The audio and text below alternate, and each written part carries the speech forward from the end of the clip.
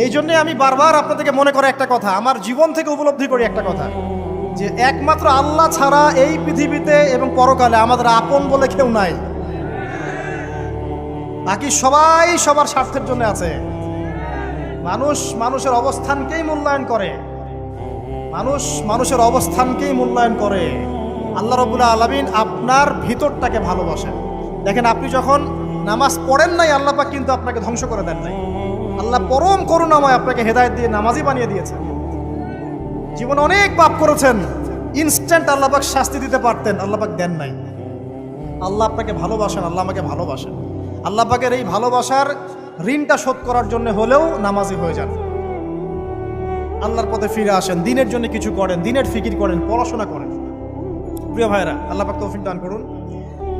দেখুন, এই রিবা থেকে দূরে থাকার জন্য একটা হাদিস যথেষ্ট, যে 4 শ্রেণীর মানুষকে আল্লাহ রাসূল